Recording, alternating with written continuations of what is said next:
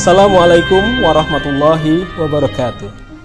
Di antara harapan terbesar setiap muslim dan muslimah adalah mendapatkan karunia dan kesempatan untuk berangkat ke Tanah Suci, melaksanakan ibadah haji dan ibadah umroh. Walaupun sejak awal memang ibadah haji dan umroh ini disyariatkan hanya khusus untuk orang-orang yang mampu melaksanakannya. Mampu secara fisik dalam arti dalam keadaan sehat walafiat. Mampu secara finansial dalam arti memiliki biaya yang mencukupi ongkos perjalanan dan akomodasinya. Oleh karena itu, ketika ada orang-orang yang secara kategori kelihatannya tidak mampu tapi mendapatkan karunia dan kesempatan berangkat ke Tanah Suci, maka di tengah-tengah masyarakat sering muncul istilah-istilah yang agak lucu, unik, dan menggelitik. Seperti istilah Haji Abidin, haji atas biaya dinas. Ini biasanya disematkan kepada para pegawai, baik pegawai negeri maupun pegawai swasta yang memang telah diberangkatkan oleh instansinya. Ada juga istilah Haji Mansur, haji halaman digusur. Nah, ini biasanya sering disampaikan oleh para penceramah-penceramah panggung, yang beliau menyatakan bahwa agar kita dapat dengan mudah berangkat ke Tanah Suci, maka yang pertama adalah satu, dengan banyak membaca surat Al-Waqiah. Kalau ternyata belum berangkat juga, kata mereka, maka dengan membaca surat Al-Hajj. Kalau tidak berangkat juga, dan ini pasti cespleng dengan surat Tanah. Nah, itu pendapat mereka. Tapi yang ingin saya sampaikan adalah, saya ingin menambahkan lagi sebuah istilah yang kita sebut saja dengan Haji Dharma Mudah. Ini bukan mentang-mentang nama saya Darmawan, tapi artinya Haji Dharma Mudah adalah haji mengendarai karomah melalui ibadah. Lalu bagaimana caranya kita menjadi Haji Dharma Mudah ini? Haji yang mengendarai karomah melalui ibadah. Satu, maka kita harus segera memasang niat. Oh, kalau masang niat sih kami sudah dari dulu, bro. Loh, benernya sudah pasang niat? Iya, dari dulu kami selalu dalam hati kami ada keinginan kuat untuk berangkat ke Tanah Suci. Kalau sekedar keinginan hati tersebut masih di dalam kolbu kita, di dalam hati kita belum terrealisasi, maka sebenarnya belum niat, itu baru azam, baru keinginan kuat. Yang namanya niat itu ada definisinya. Di dalam kitab Safinatun Najah, definisi niat itu adalah qasdus syai'i muqtaronan bi fi'lihi. Bermaksud melakukan sesuatu diiringi dengan perbuatannya. Maka kalau baru di dalam hati belum ada realisasinya, itu belum niat. Itu namanya baru azam. Lalu bagaimana caranya agar keinginan kuat tersebut menjadi niat? Nih saya kasih tips. Cara gampangnya, kalau kita repot buka tabungan haji ke bank, maka ada cara paling gampang. Ambil celengan, tabungan, apakah dari kaleng dan sebagainya. Tulis di dalam tabungan atau celengan tersebut ongkos naik haji.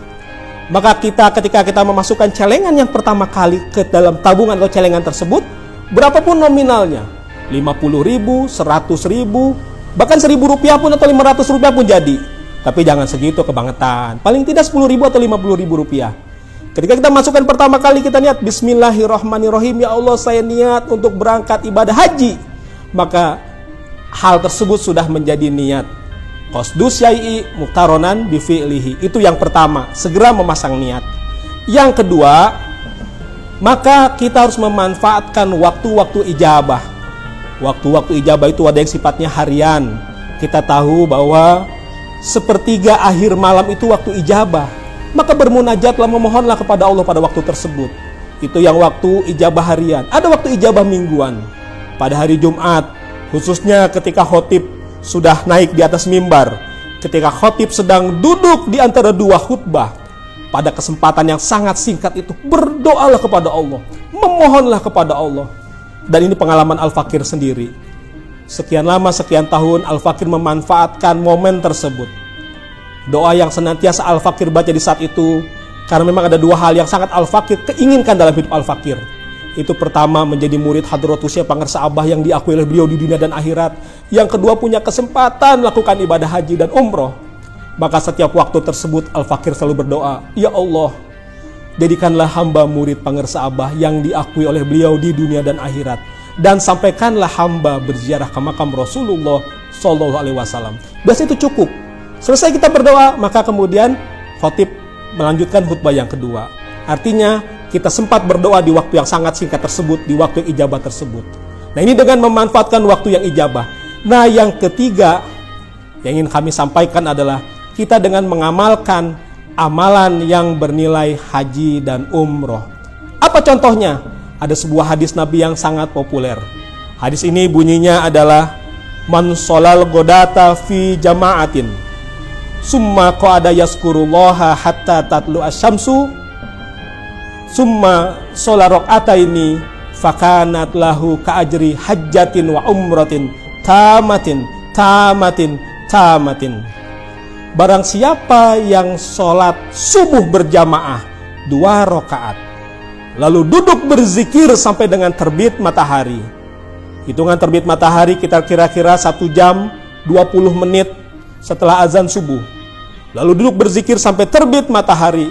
Lalu summa sholat rakaataini, lalu sholat 2 rakaat, maka baginya fakanat lahu ka'ajri hajjatin wa umratin tamatin.